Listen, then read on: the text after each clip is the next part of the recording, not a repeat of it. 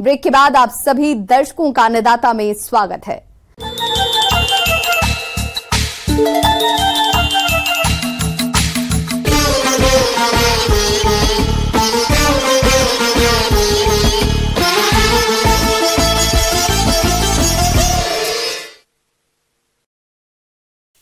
Chia Mexico का super food है। इसकी खेती किसानों को काफी लुभा रही है। आजकल बाजार में इसकी मांग तेजी से बढ़ रही है। ऐसे में चिया की खेती किसानों के लिए काफी फायदेमंद साबित हो सकती है। अगर आप भी चिया की खेती करना चाह रहे हैं तो इसकी कौन कौन सी किस्मों का चयन करें और बुआई के समय किन किन बातों पर ध्यान रखें, इस बारे में बता रहे हैं बिरसा कृषि विश्वविद्यालय कांके रांची के कृषि वैज्ञानिक डॉक्टर जयलाल महतो।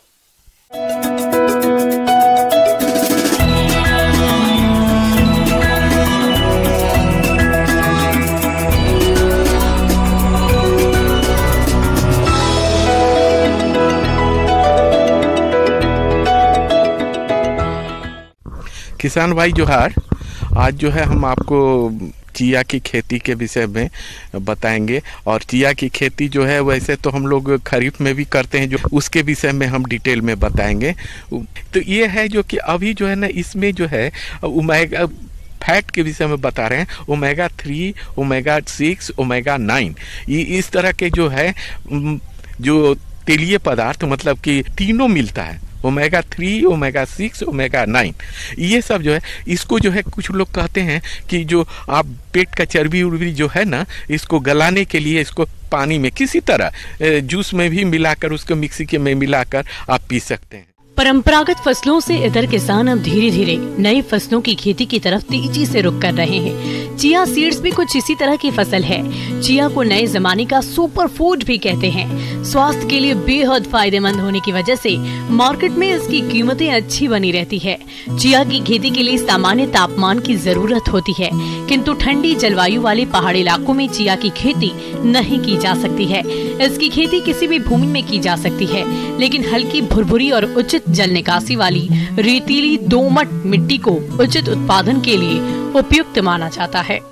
अभी जो है जब भी खेत को जो हो तो कोशिश कीजिए कि खेत जमीन जो हो वो ऊपर का जमीन हो, जिसमें कि पानी लगे नहीं। क्योंकि हम लोग का जो जमीन है ये एसिडिक है। अगर आपका सॉइल टेस्ट कर लिए हैं आप, तो देख लीजिए कि उसमें अगर अम्लता का प्रभाव है तो आप पहला बार जुताई कर लीजिए, दूसरा बार कर लीजिए, तीसरी बार जब लाइन खोल लें कि 3 से 4 क्विंटल जो है प्रति हेक्टेयर के हिसाब से प्रति फसल, कहने का मतलब हर फसल के पहले जो है चूना का प्रयोग करें। 2 से 3 बार जुताई के बाद में आप खेत में जो है वर्मी कंपोस्ट का भी अगर आप प्रयोग करें तो वो भी अच्छा है, या नहीं तो आपके जो फार्म मैन्योर है उसका जो है आप खेत में डाल दें।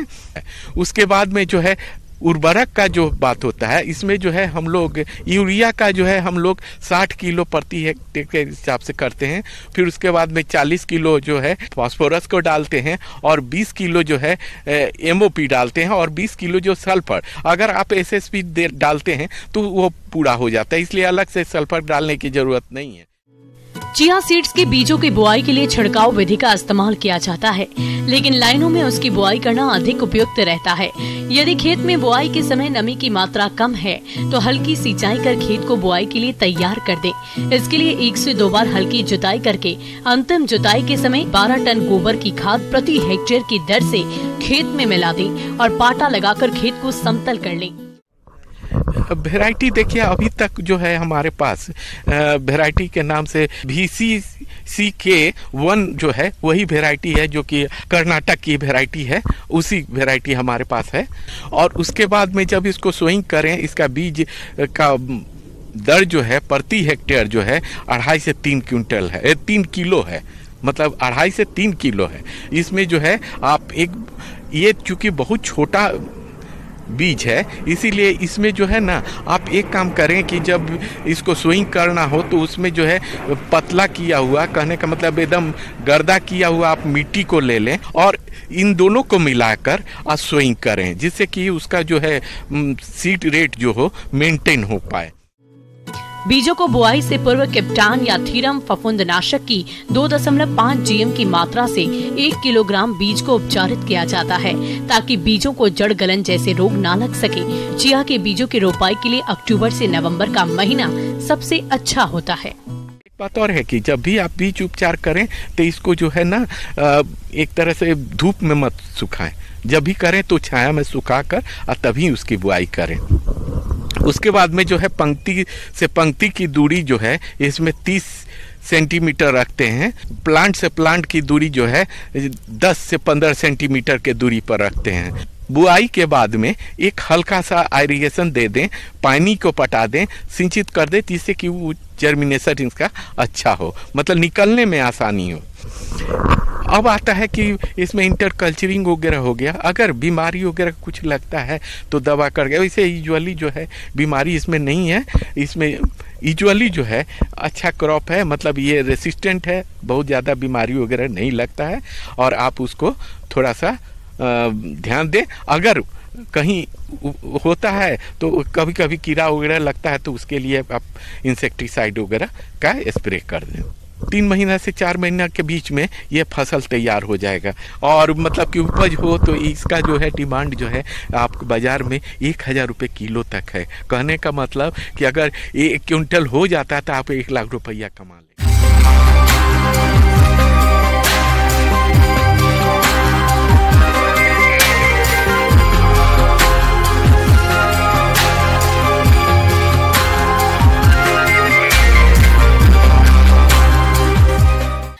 किसी भी फसल के उत्पादन के लिए बीज एक महंगा आदान होता है। ऐसे में स्वस्थ फसल प्राप्त करने के लिए हमें बीजों को कीट बीमारियों से दूर रखना होता है। इसके लिए सबसे सस्ता और अच्छा उपाय है बीज उपचार, जिसके लिए हमें फसलों को बोने से पहले बीजों को उपचारित करना होगा। तो आप कैसे करें बीज उपचार, जानने के लिए देखिए ये खास रिपोर्ट।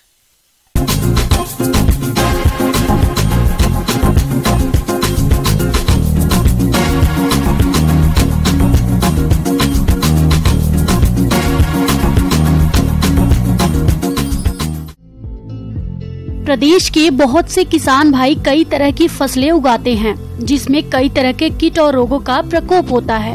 इसके लिए किसान कई तरह के रासायनिक दवाओं का छिड़काव करते हैं, जिससे लागत खर्च बढ़ जाती है और पैदावार की गुणवत्ता भी कम हो जाती है।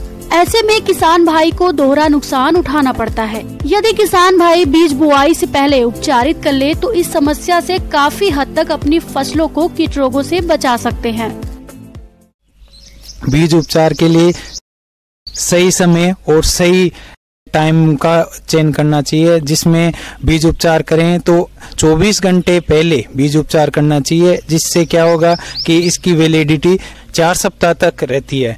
इसके बाद में आप इसको सोविंग कर सकते हो खेत में या नर्सरी में।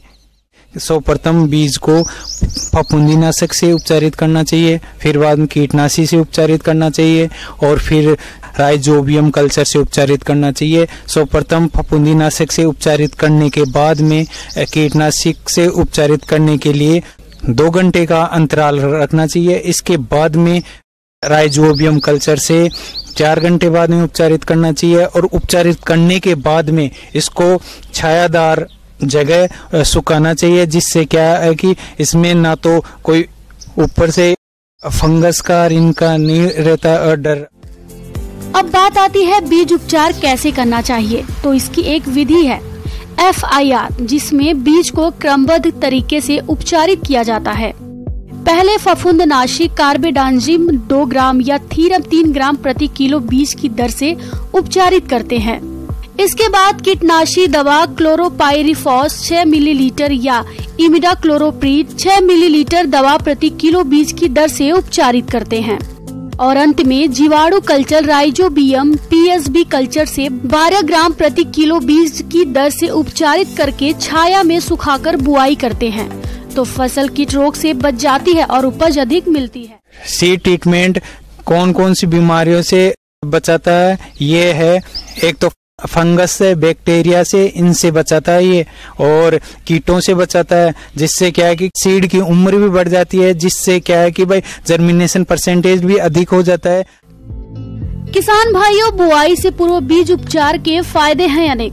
बीजों का अंकुरण अच्छा होता है, फसल में कीट रोगों का प्रकोप कम होता है, कम खर्च में बीज उपचारित हो जाता है, फसल की बढ़वार अच्छी होती है, फसल उत्पादन में लागत घट जाती है, फसल से गुणवत्ता युक्त पैदावार मिलती है। आगे और भी हैं खेती बाड़ी से जुड़ी हुई बहुत सी रोचक जानकारियां। यहां रुकेंगे एक छोटे से ब्रेक के लिए।